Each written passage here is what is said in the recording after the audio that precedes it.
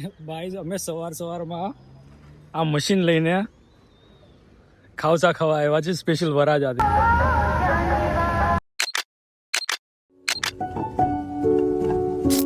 તો ભાઈ થઈ ગયા છે સવારના 6 ને 7 અને વહેલી સવારના વ્લોગમાં તમારું સ્વાગત છે. આજે બહુ ઘણા લાંબા દિવસો પછી હું વ્લોગ બનાવી રહ્યો છું. એનું રીઝન પણ તમને કદાચ પાછળના વ્લોગ જોયા હશે તો તમને આઈડિયા હશે જ.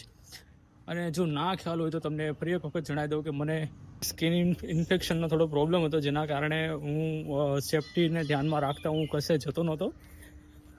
ભાઈ સવારમાં મારા જીજુ મળી ગયા છે અને જાય રાંદેર ખાવસા ખાવા. ભાઈ મસ્જિદ છે ભાઈ. સવારમાં વાગ્યા છે 6:34 અને અમે આવી ગયા છે ખાવસા ખાવા સ્પેશિયલ રાંદેરમાં. સવારમાં ખાવસા લેવા ચાલુ રસ્તેથી મને પકડી લીધો છે ભાઈ. હા, રાંદેરનું પ્રખ્યાત ખાવસા ખાવા માટે સવારમાં આવી ગયા છે ને. આ છે વેજ ખાવસા. ટેસ્ટ કરીએ વેજ ખાવસા. અને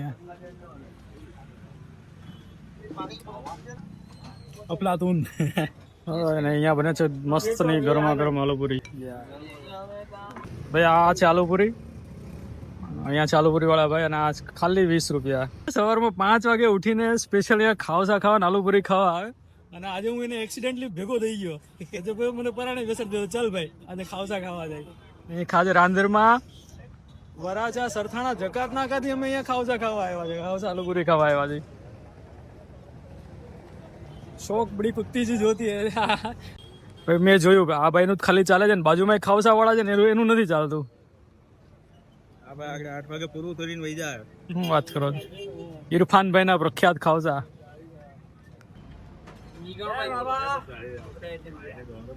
ભાઈ અમે સવારમાં આ મશીન લઈને ખાવસા ખાવા આવ્યા છે સ્પેશિયલ વરાજાથી. ભાઈ આવી મજા છે. ક્યારે કઈ વસ્તુ ક્યાં સામે આવી જાય. વેજ ને ચિકન બંને છે પણ આપણે ખાધું છે વેજ સ્પેશિયલ. રાંદેરનો ઓરિજિનલ ટેસ્ટ સ્પેશિયલ માટે સવારે ભાઈ વાત મળી કે સવારે ભાઈ 5:30 ચાલુ કરીને 8 વાગે તો બિસ્તરા પટલા સમેટીને ઘર ભેગા. આવી વાત છે. 8 વાગ્યા સુધીમાં ધંધો બી કરી લેજે ભાઈ. સામે સ્કૂલ છે ને, સ્કૂલનું નામ છે Piperdiwala English medium school, MMP charitable trust. બહુ મોટી સ્કૂલ છે. અનએક્સપેક્ટેડ દિવસની શરૂઆત. પાછા જઈએ છે ઘરે. પણ ખરેખર મેં આજે નવું જાણ્યું. 2013-14 અહીંયા ખાવસા અને આલુપુરી ખાવા આવે ને આપણને તો આવી કંઈ ખબર જ નથી પડતી. બાકી બહુ બધી આલુપુરી વાળા ખાવસા વાળા છે. પણ એક માણસ જાણકાર હોવો જોઈએ કે આ એરિયાનો. એટલે એમને તો કોઈ ફ્રેન્ડ હતો, આપણે તો એવું કોઈ છે નહીં. પણ આજે ખબર પડી કે આવું બધી વસ્તુ બી મળે છે. જૂનું ને જાણીતું ઓરિજિન બધું અહીંયાથી જ. હા ये ब्रिज और ये हो गया है सनराइज.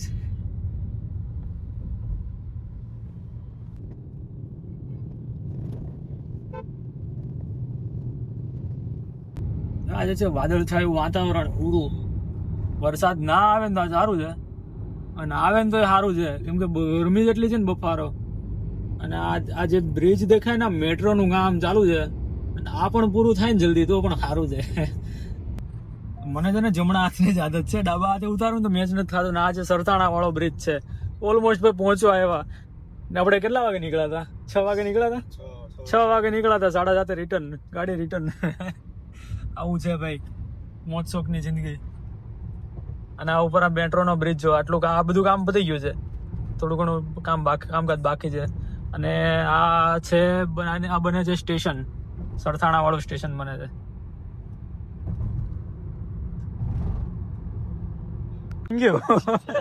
આટલી મજા આવી ગઈ ભાઈ સવારમાં આલુપુરી ને ખાવસા ખાઈને. અને યાર આજુ વાતાવરણ પણ બહુ જોરદાર છે. વાદળછાયું છે પણ થોડી ગરમી થાય છે ને એનું બસ થોડું પ્રોબ્લેમ છે કે થોડું બફારો થાય, થોડું હવા ચાલે તો મજા આવે. સ્કૂલની બસ છે, છોકરાઓ રેડી છે. ભાઈ બહુ બધા લોકોની કમેન્ટ હતી કે તમે હિન્દીમાં વ્લોગ બનાવો છો, એક વખત ગુજરાતીમાં ટ્રાય કરો તો કદાચ વધારે ચાલશે. તો આજે આપણે આજનો વ્લોગ આખો ગુજરાતીમાં છે અને જોઈએ એક્સપેરિમેન્ટ કેવું રહે છે. અને ઘણા લોકોને એવો પણ સવાલ હતો કે તમે ચાલતા ચાલતા તમે ઘણું વોક કરો છો, તો એની પાછળનું પણ રીઝન છે કે આપણે ડેઇલી લાઈફમાં આપણે ચાલવાનું બહુ ઓછું કરી દીધું કારણ કે આપણી પાસે ટેકનોલોજી મશીન્સ આવી ગયા છે, બાઇક છે, કાર છે. હું આવી રીતે ચાલતા ચાલતા સવારે ને સાંજે હું ટાઈમ પાસ કરું છું કે જે 10 મિનિટ ચલાવવાનું 15 મિનિટ ચલાવવાનું, પણ મારી વોચ છેલ્લે મને એમ કહી દે છે કે ભાઈ તમે 5000 થી 8000 સ્ટેપ ચાલી લીધા છે, તો આટલા મારા માટે ઇનફ છે. મારા બોડી પ્રમાણે, મારા વેઇટ પ્રમાણે આટલું મારા માટે ઇનફ છે. જીવનમાં આપણે એક વસ્તુ હોવી જરૂરી છે કે તમે ચાલો. પવન આજે બિલકુલ નથી. પવન હોય ને તો થોડી મજા આવશે. એકદમ ગરમીનું ઉકળાટવાળું વાતાવરણ છે આજે. ભાઈ મેટ્રોના કોલમની નીચેથી સૂર્ય જો બતાવી દીધું ને, 3 કિલોમીટર ભાઈ ચાલી લીધું મેં. મળીએ કોઈ નવી અપડેટ હોય તો તેના સાથે, અથવા તો દિવસને આપણે અહીંયા પણ પૂર્ણ કરી શકીએ છીએ. તો જય હિન્દ, જય ભારત.